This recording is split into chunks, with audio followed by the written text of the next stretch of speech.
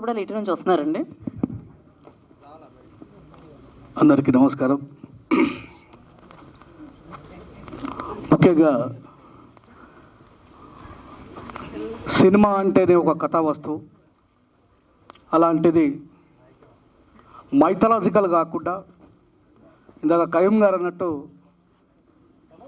కాస్తంత చోటులోనే మందులు లేకుండా పంటను పండిస్తే దాన్ని ఆర్గానిక్ అంటే, ఆర్గానిక్ లాంటి కోట్లాది చెట్లను సృష్టించినటువంటి అడవిని కాపాడుకోవడం మా ధర్మం అని దాన్ని ఒక కథా వస్తువు కింద మా సహోదరుడు మిత్రుడు రాజ్ నరేందర్ గారు ఎంచుకోవడం, ఆయన చెప్పిన కథని మరి మల్లికన్న విష్ణన్న నమ్మడం, ఎన్ని రూపాయలు ఖర్చైనా సరే ఇది ప్రస్తుతానికి సంబంధించిన ఒక జ్ఞానవంతమైన సినిమాగా కాకుండా భావితరాల కోసం ఒక దిశానిర్దేశాన్ని చూపించేటువంటి సినిమాగా మిగలాలని, అడవిని ఎలా కాపాడుకుంటారు, ఆ అడవి ఉండడం వల్ల ఏమి లాభాలు ఉంటాయనేటువంటి విషయాన్ని నమ్మి ప్రొడ్యూసర్ గారు మరి రాజ్ నరేందర్ అన్న గారికి సపోర్ట్ చేసినందుకు నేను హృదయపూర్వకంగా వాళ్ళకి ధన్యవాదాలు తెలియజేస్తా ఉన్నా. చాలామందికి ఒక క్వశ్చన్ వచ్చి ఉండొచ్చు, ఈ సామాజిక చైతన్య గీతాలు రాసుకునే వ్యక్తి విప్లవం గురించి మాట్లాడేటైనా ఇక్కడ ఎందుకున్నాడని చెప్పి అనుకోవచ్చు. అడవిని కాపాడుకోవడం కంటే గొప్ప విప్లవం ఈ ప్రపంచంలో ఏది ఉండదనే విషయాన్ని గుర్తుపెట్టుకోండి.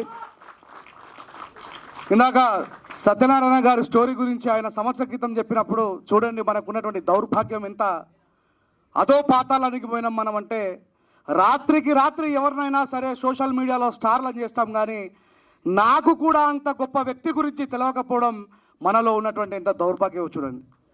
ఒక 3-7 జాగా కోసం కత్తులు పట్టుకొని చంపుకునే ఈ రోజులలో తనకున్నటువంటి యావదాస్తిని భావితరాల కోసం అడవిగా మార్చిన అంత గొప్ప వ్యక్తి గురించి భావితరాలకు మనం పరిచయం చేయలేకపోయినామంటే ఇంకా మనకంటే దౌర్భాగ్యులు ఎవరుంటారో ఆలోచించాలి. ఒకటే ఒక మాట చెప్తాను, ఈ భారతదేశంలో పుట్టి ఖండాంతరాలు దాటి శాంతి యొక్క ఆలోచనకు పునాదులు వేసినటువంటి గౌతమ బుద్ధుడిని ఆయన యొక్క తమ్ముడైన ఆనందుడు ఒక క్వశ్చన్ అడుగుతాడు. బౌద్ధం యొక్క ఆలోచన మొత్తం కూడా పుస్తకాలు చదవకుండా ఒకటే మాటతో చెప్పు అంటే, బౌద్ధం అంటే ఒక వృక్షము, ఒక చెట్టు తన యావత్ జీవితంలో ఎప్పుడు కూడా ఎవరికి అపకారం చేయదు, ప్రతి వారికి మేలు చేసి చివరికి తను మరణించిన తర్వాత మనుషుల్ని కాల్చే సమాధిలో కట్టెలుగా కూడా ఉపయోగపడుతుంది, కానీ ఎవరిని బాధ పెట్టదు అని చెప్పాడు. సో అంతటి మహత్తరమైనటువంటి అడవి కోసం చాలామంది కళాకారులు ఉన్నారు, సినిమాకి సంబంధించిన వాళ్ళు ఉన్నారు, చెప్పడానికి భయపడ్డారు. కానీ నేను ఒక విషయాన్ని చెప్తా, కథావస్తు కోసం ఎంచుకున్నటువంటి చెట్లను నరికే సినిమాని హిట్ చేసిన మనం చెట్లను నాటే సినిమాని ఖచ్చితంగా హిట్ చేసే బాధ్యతను తీసుకోవాలని చెప్తా ఉన్నాను.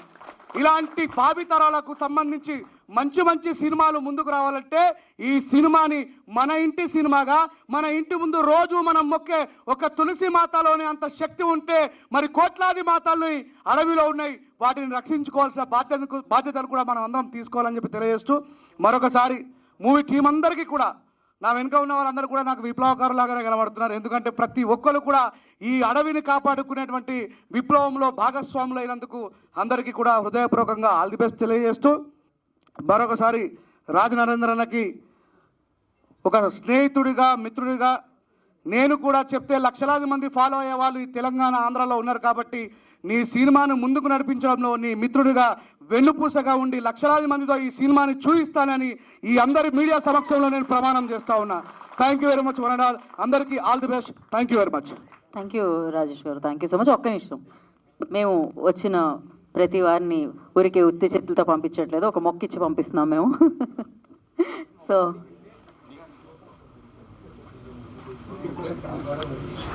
యా,